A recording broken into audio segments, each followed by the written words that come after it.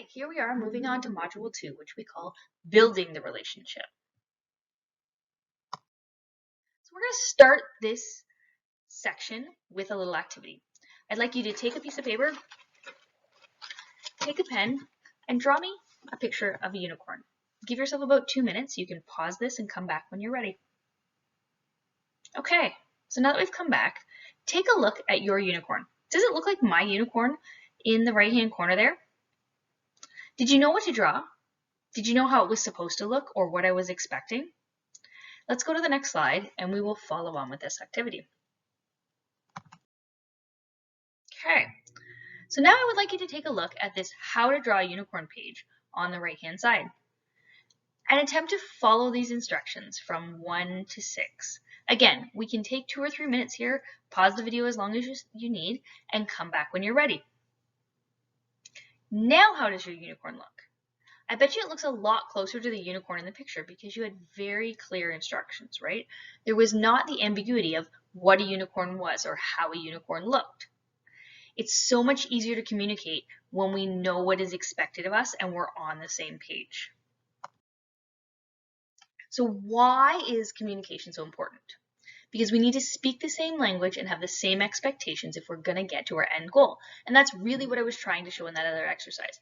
You could be drawing whatever you wanted, or you could be creating whatever you wanted, whatever the message was. But if you don't know exactly what I'm looking for and have some kind of idea of what we need to get to, there's going to be confusion on both sides. I'm going to be upset as the person expecting it because it's not what I was looking for, and you're going to be confused, frustrated, angry perhaps because you don't know what you're getting to, and when you hand it to me, you think you've done a good job, and I don't think you have.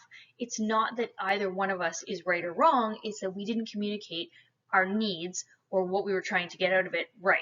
So me as the person providing the activity should have been pretty clear on what I was looking for or what steps I was looking to have, what the end result was supposed to be like. You as the one creating it maybe should have asked more questions on how you were going to do it so that when we got to the end, we were both happy with the end result. So why all this discussion on communication? Why is this so important? Well, take a look at this fact here. I'm just going to read it out to start us out to kind of gauge the importance of what's written on this page, because it really is important, and this is why we are talking about this so fully. A Harvard University study shows that 15% of the reason a person gets a job, keeps a job, or advances in a job is related to technical skills and job knowledge. Boom, 15%. That's a pretty small percentage, right? So where's the other 85%? Well, 85% has to do with the people skills. And those people skills really relate to the people, understanding the people, communicating with the people, being able to share the message, being able to bring the group in and get them to understand the goals and why you're headed where you're headed. So this is why I say communication is so very important. And understanding how to do this, regardless of the level of the job you have, is going to make things so much easier for you. So how do we do this? We really need to build the relationship. And there are stages and phases of building the relationship, but I've kind of put some key ideas here that I want you to think about when you're trying to build a relationship with a person, when you're trying to build a rapport with the person. So offer help before you ask for help. What can you do to improve the situation, as opposed to just expecting that it's going to come from someone else? A big one for me, especially in the world we're living in right now, is go live. Talk to the person, pick up the phone and discuss with them. If you need to do a virtual video meeting because that's the situation we're in right now, that's fine. But it's also great if you can go and sit in a room and have that discussion with the person, because when you can read body language and you can kind of gauge what's going on, the other person's going to be more comfortable, you're going to be more comfortable, and you're going to have a better understanding of how to move forward. Remember names. I try when I leave a situation or even when I'm in it to kind of be making notes and kind of a characteristic about that person, so when I come back I remember who they are, and the more I say somebody's name, the better they're going to relate to me as found. The more somebody says my name, the more I'm willing to kind of open up, because it seems like we are starting to develop that rapport. Ask for feedback. When you do something or you provide something, ask how they felt about it. It shows that you're concerned about their feelings in the situation, and it will allow you to perform better next time if something's missing. Keep the lines of communication open. So keep it as open-ended questions, to keep the dialogue running. Always try and ask for feedback or follow up on something. If you've sent in a final project, just follow up and say, were you happy with what I did? Another really good one about this, and when it comes to mind, I think sometimes real estate agents or people that are selling things oftentimes will send you a Christmas card, right? Or something at a special time or after a deal closes or anything like that. It's that keeping the line of communication open.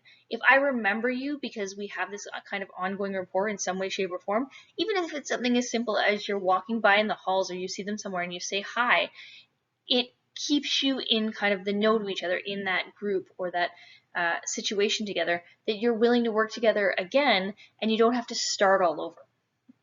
Work to know others. When we talked about me being a blue, something that's important to me is that feeling and that understanding and that being a part of kind of my world or what's going on and showing that you care about that. That's really getting to know me. Knowing people's colors, knowing their interests and ideas and how they work is really going to help you build the relationship. Active listening. I know I'm not listening to really anyone in the current situation. I would love to have a room of you here and kind of be doing this micro-credential live, but this is a recorded session. Remember that 70% should really be you listening and trying to bring information in, and 30% what you're projecting out. But also, how do we show that we're actively listening? We respond with saying things like, oh, so you mean the room should be blue? Or, oh, you mean that we really want to move forward in this direction? And repeating back to them what they said shows that you're engaged and you're actively listening, and it will help them feel part of what's going on and feel like you are putting the effort in, so that they too are going to put the effort in and you're going to move forward in the proper direction. And also, kind of like I said with the lines of communication, just do that routine reaching out so that there is a remembrance of who you are, and that the next time we're not starting from scratch, that they feel like that you didn't maybe just use them and their skills for the current situation and that's all that was there and then you moved on. You're continually building that relationship, which is going to help you both in the long run when other situations or other projects or other assignments come up in situations where you're going to be working together. So when and how should we communicate? There's lots of factors that come into play here. If we're talking a project, what is the level of the project? Is it very important to people? Then they're probably going to want quite frequent, regular communication. Is this a project that's going to, in the early phases, and we're going to last, maybe months or even years? In which case, the level of communication on the day-to-day might be lower, but as different milestones or timeframes come up, we're going to need to communicate more. Other factors that come into play, the level of engagement of management. How much do we need to talk about something? It really depends on the level of importance that it kind of rings within the organization. If I'm working on something that even the CEO or the executives are worried about, there's going to be a lot more communication going on to make sure we're moving in the right direction than maybe something lower level that less stakeholders are interested in. As we talk about stakeholders, what is the engagement of your stakeholders? So what is the engagement of the sponsor or the person that wants it done? What is the engagement of other people within the organization? Do we have people outside of our organization that we're going to have to be talking to, like people from government, or maybe it's a sales contract or something where we're doing for something else and there's other people external that we need to keep in the loop? When and how we communicate is really going to depend on who those people are. We need to identify who they are so we know what level of communication that we're going to do for them. And in a lot of cases, if I was looking to manage a project, I would be using a stakeholder register, which I would lay out who the stakeholders are, what their interest level is, when I should be communicating with them, and how. So these two factors would be right there. So it's a really simple check sheet of who I'm going to send what to. So manage the communication. Use a communication plan. We are going to send out weekly updates. We are going to have a monthly meeting where we discuss what's going on. A project status dashboard is great. I usually use these in most of my update sessions, and it'll be as simple as having a here's what's going on in the project kind of thing, an executive summary. Here's the steps that we're currently working on. Here's the steps we've finished, and here's the next step so we know what's going on. And then last but not least, Learn the lexicon. So every organization you work in is going to have numerous acronyms. There's going to be terms that are specific to that industry. And the more of that you understand for where you're specifically working, the better you're going to be. Something like OEM is original equipment manufacturer. But if you're outside of manufacturing, that might not be a term you know. But if you're hearing it repeated all the time, it's important that you know it, because it's going to be something that you're going to have to engage with the concept of when somebody's talking about it. Have a 30-second answer for everything. If you're leading something up or you're working on something, always have a 30-second answer on what's going on. So in my beginning of most of my days, I'll have a list of tasks even that I need to work on relating to things or things that I need to follow up on. And if somebody asks me, what's the status of this project, I know where I am today or this week, depending on what it is, and I'm going to give them that answer really quickly. And that's going to build confidence in me with them, because they know I'm on track of things, I have an understanding of what's going on, and I'm continually doing the follow-up that's needed. How to communicate with a client. How do you communicate with an outside party? Now, remember that a client doesn't necessarily have to be outside of the organization. In working with supply chain, we always looked at ourselves as the customer, generally to a supplier, but I was also the supplier of information and things to our production department, because they needed what I was getting so they could continue their work. So we're all both a customer and a supplier, depending on how you're looking at the situation. You're going to have different roles you play. So this idea of communicating with the client doesn't have to be as simple as an external client. That client you could also think of as your boss, because you're doing a job or you're doing work and you're providing it to them, and they're going to then probably provide it on to a list of executives or whoever else in the organization to share that information. So we talked about having that communication plan and identifying how people want it communicated with, what kind of communication they need, when they needed it. And this is going to help us make sure that those people have the information they need when they want it. Some people like the in-person meeting. They want to be there to see what's going on, to be able to ask their questions. Some are simply happy with an email. Here's what's going on this week. I want a Friday update. Tell me it. Some like the phone call. They like it because, again, it opens the dialogue of those communication so that they can ask their questions back and forth, and we're not stuck in a situation of something that's kind of, this is the time period it's at, but things are moving forward. At least if we are on the phone or in person, we can kind of be talking as the situation is live. Last but not least, file naming conventions. Some might ask, how does this relate to communication?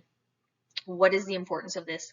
But having proper file naming conventions, which we'll talk about on another slide in reference to how you can do it, is really important.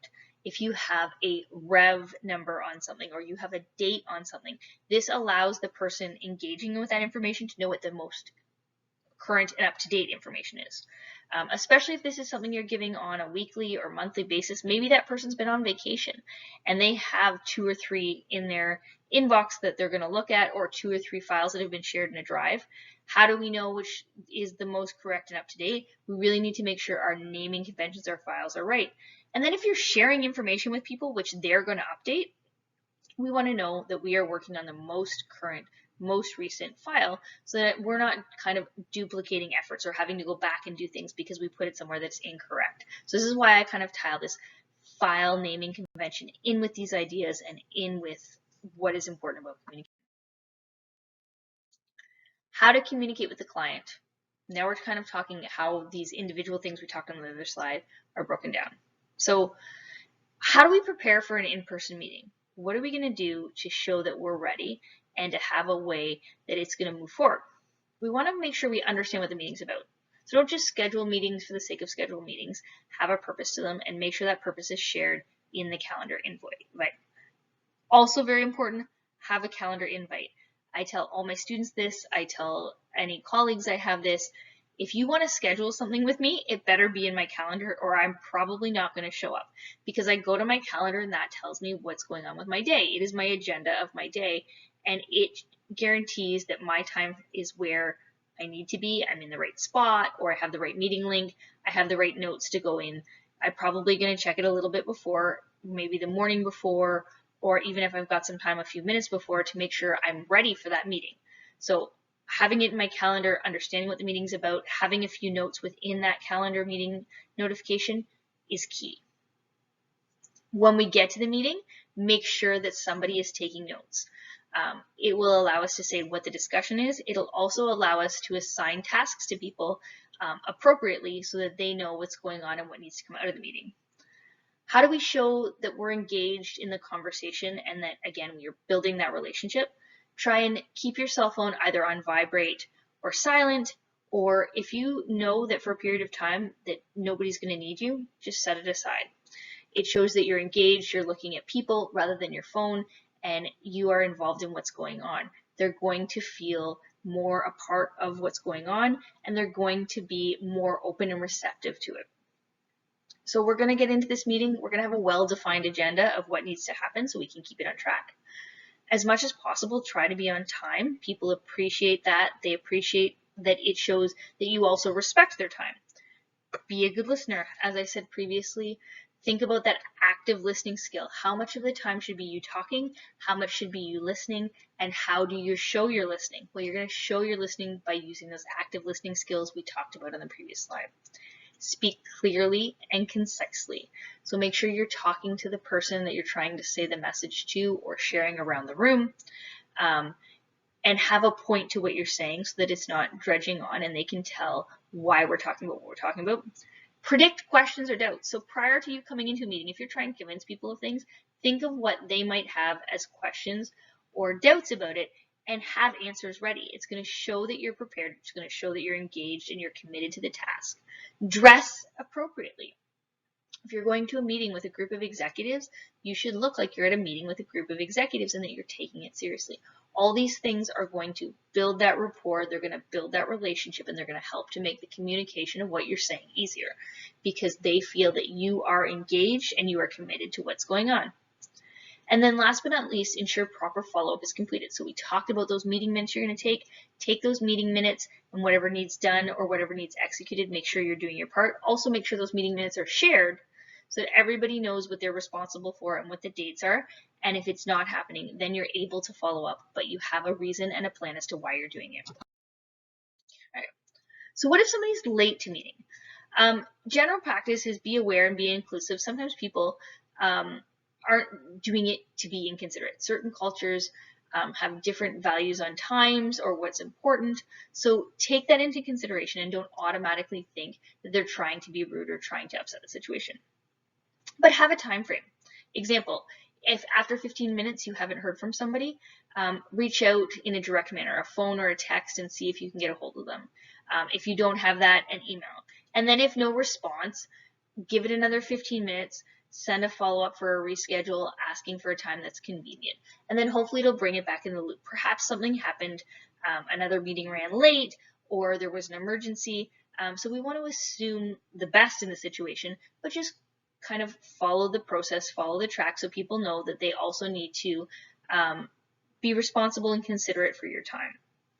Now, if it's happening perpetually and people are missing meetings or missing situations, make sure you're talking to them, make sure there's clear expectations, and if it's a situation where you need that person there or you need that information and you don't feel they're engaged, you may need to engage your supervisor or your group leader or your manager to help kind of engage them from maybe the other side with their management if you can't do it internally. This is where dashboards are key because you'll be able to have a summary of what's going on. You'll be able to put tasks and highlight what needs to be happening based on what the conversation was. And it's going to make that person responsible who wasn't there because they're going to have things assigned to them. And maybe they're not happy with that because they were late or didn't show up. And they'll maybe be more accountable next time for that. How do we communicate with a client in the form of email? And these are a lot of things that can be considered for email in general, just some email etiquette to remember. So specify your subject line and make it meaningful. From our meeting Friday, if that person had 10 meetings on Friday, isn't going to mean a lot.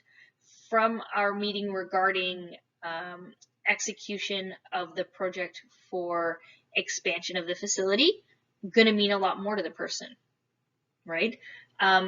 If it's urgent and requires a response, you can title it that. But don't title every email urgent, or people are just going to ignore it with you because it loses its importance. Use a professional email address. So most companies are going to give you an email address, but let's say you're working as an independent, or you're doing something to even get a job. Use a professional email address. Find something related to your name or to do with your company in the name that people will respect and not question why you've chosen it. Use a professional greeting. So I always say go a level more formal rather than less formal if you don't necessarily know the person or you don't have a rapport. So Dr., Mr., Mrs., all those kinds of things are going to help to show that you are showing respect to the person and setting the level. And if down the road they want to kind of bring it down a level to a first name basis, or if they have a short form name they go with, once you've developed that rapport and they've kind of started to use that with you, then you're in the situation to use it with them. Avoid reply all. Please, for the love of everything in me, avoid reply all. I cannot tell you how many emails I have gotten in my career where people have replied all to hundreds or thousands of people, and then we get a chain of reply alls complaining about the fact that that person did that. So just don't be that person. Reply to the person who sent the email to you and add in CC or keep in CC, carbon copy that is, those that you feel are important that need to know the information. Because oftentimes there's a lot of people on an email who aren't really concerned with the back and forth of the email. They don't need the information, and they just really don't need it clogging up their email box. There's other important emails that they need to deal with, rather than having this large quantity. Proofread your email. Take a couple seconds and read what you've written. Does it make sense? Does it portray the message you're trying to portray? Sometimes we're angry when we write an email and it comes through. So if you're in that mood because of whatever you're responding to, stick it in draft, leave, go have a coffee, go have your lunch, come back, read it again, see if maybe you can word it in a different way, and then send it off. But just always make sure you're proofreading so the message says what it's supposed to, and it's going to who it's supposed to go to. Because oftentimes, I've got here double check the email address, but it's also a proofread thing because you're going to look at the name and it's going to look right, but perhaps you have two different people from two different parts of the organization or two different companies with the same name. Make sure we're sending it to the appropriate person. Avoid all caps. Please do not yell at me. Remember that all caps is yelling, and we don't really have a need to do that in most emails. So make sure you're writing the email in a way that, again, sets the tone. Take caution when attaching files. Should it be a PDF? So you have a Word document you've been working on, or you have an Excel file you've been working on. A lot of times there's back data in that, or there's back data in the file that maybe we don't want to share with everyone. Can we print to PDF and clean up that so we don't have the issue? Can we take a snip or a screenshot of what's going on? And I'm going to try and add some of these in the background so you can see how to do these things. But if you can do those things, they're going to be helpful to you in presenting a more professional email, in taking up less space in the emails you're sending, and also reducing the risk that you provide too much information or the wrong information to someone because it's in the background of a file. It's just going to give you a little bit of extra caution and a little bit of extra protection in what you're sending off. We talked about checking the email address. Just double check that you're sending it to the right people. And then last but not least, sign off appropriately. So regards, thank you, have a wonderful day, sincerely, and your name. And then most of the time, you should, until we get into a chain of emails, you'd be including your signature, because then they have all your contact information and also title in case they're concerned about who the information is being shared with. We've talked about this. I'm going to go back and you're going to find a file at the end where you can watch a video of kind of how to do this, on how you insert a file, on when to include it, how to PDF or snip, and just things to check for. So feel free after you've completed this module to go back and look at that separate video that's going to walk you kind of through those things. Okay, activity time. I want you to go to your email client of choice. I use Outlook. Some people use Gmail. Draft a short email, and in that business email, make sure that your email address you're using is an appropriate email, and ask your boss to come to an important meeting at 3 p.m. think about all the things that we talked about. So what is important? Think about who you're sending it to. Think about anything that maybe you should be sending attached to it. Think about the fact that we're talking here Friday, 3 p.m. So where should that go? What did I talk about? It's going to be in his calendar. So how do we make sure that we get it in his calendar? We're talking about an important event. So what are we going to put in the title so that he knows what it is? And then what did we talk about that's going to go in the body so that that person is prepared for the meeting? So I want you to draft a short email that includes all those things. Use these guidelines that we've discussed as we've gone through this email. Okay, on to phone etiquette. So here I am, I'm picking up my phone and I am calling Sally. What is the first thing I'm going to do when Sally answers? Well, I'm going to identify myself so Sally knows who she's talking to and she's not guessing or having to ask, because that does set a tone that the expectation I have is I'm so important that you know who it is. I mean, you might, because I might pop up on your caller display, but I could have an unidentified number. I could be calling from an organization with a lot of different people from my organization. So I'm going to identify myself so that she knows who she's talking to and we can kind of set the tone of the discussion. I'm going to ensure I'm using an appropriate tone of voice. Having come from a supply chain and operations background, I cannot tell you how many times I have been upset getting on a phone call or have had people call me who are upset. And the tone, though unrelated to me or them or the conversation we needed to have, really takes that tone. So step back and think, okay, what just happened? Am I in the mindset to make this call? Maybe I need to take a 5-minute break. Maybe I need to have a coffee.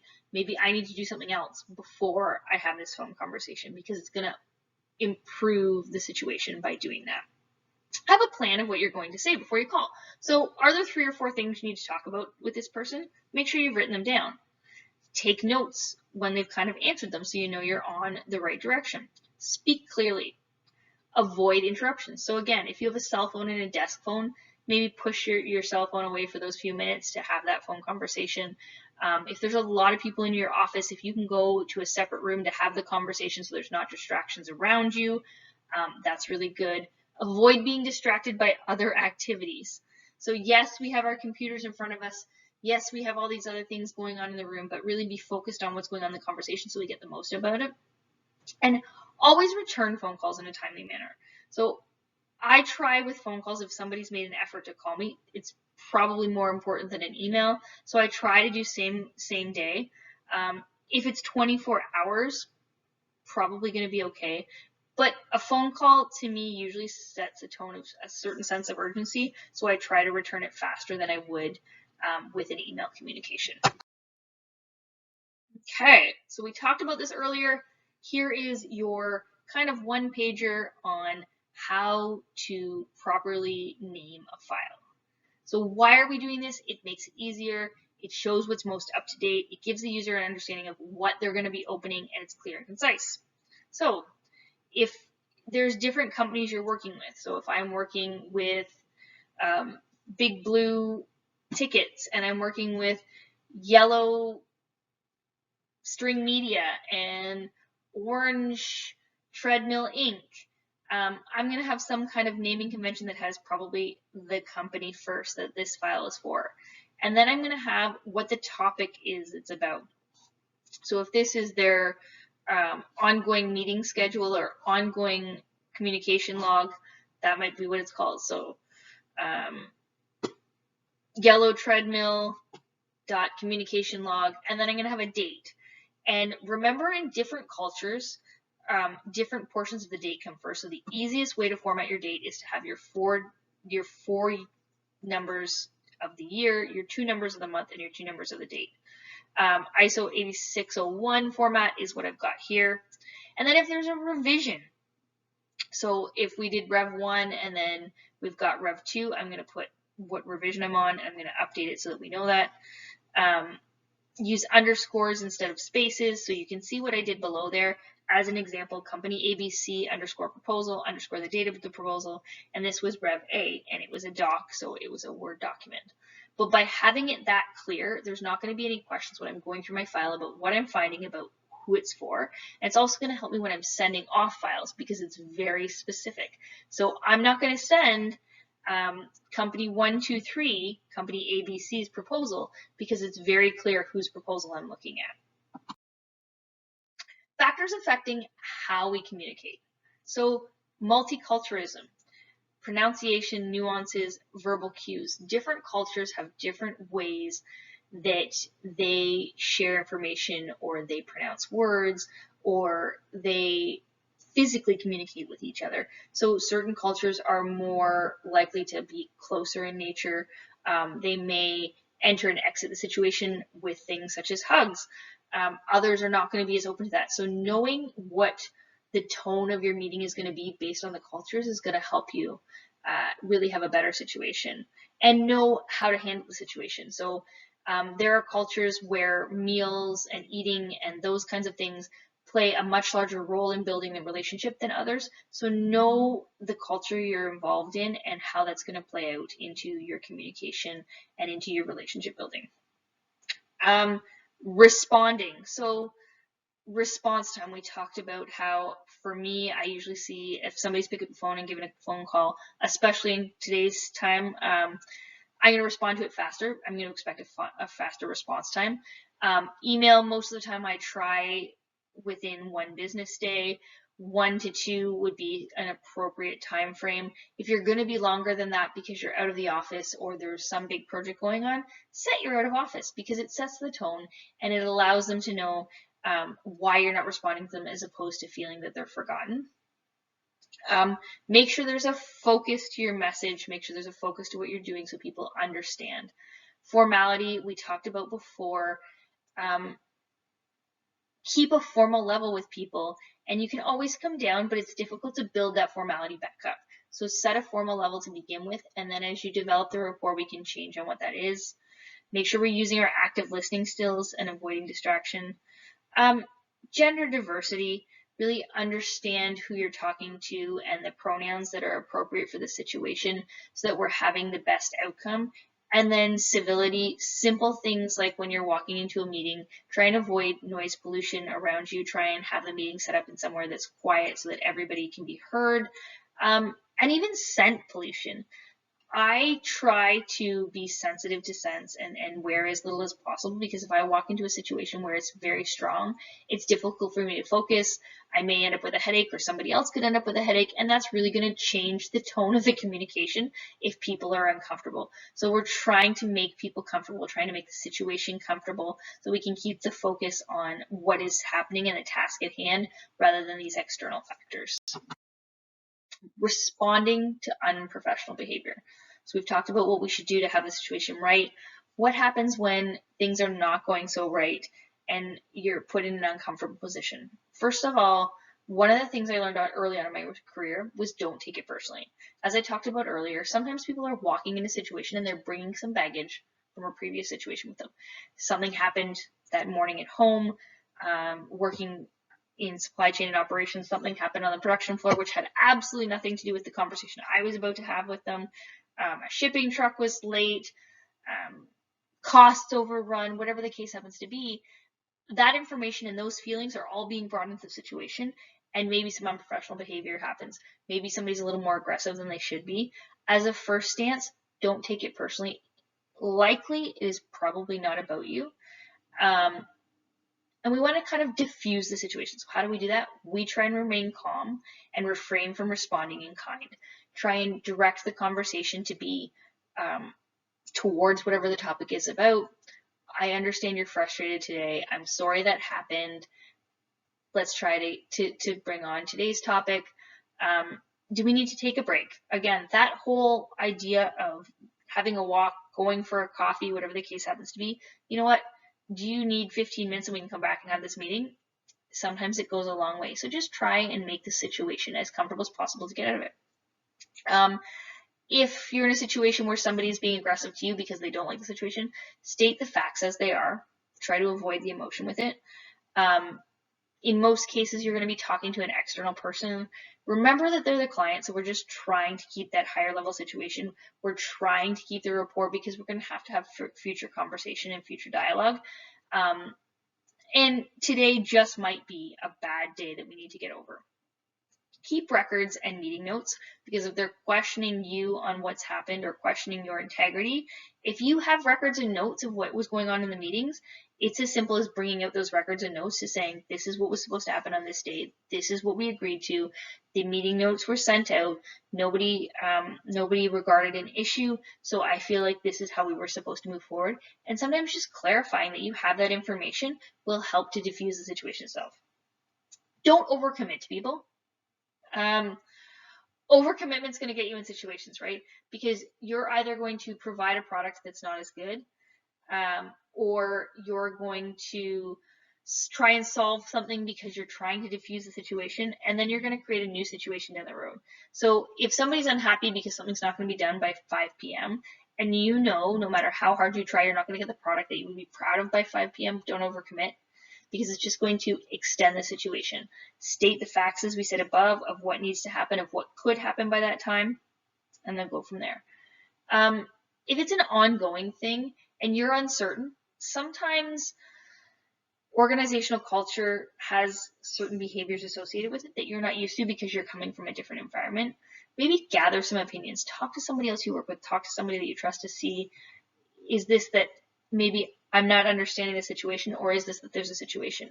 And then if it is in fact that there's a situation and you're not able to diffuse it yourself and you feel uncomfortable, you're always having the ability to go to your boss, to go to HR, to go to a team leader and help to escalate the situation to get it dealt with so that we can disengage from the behavior. Okay. Disengagement, a big thing. Avoid the situation. Don't respond in kind to have the situation.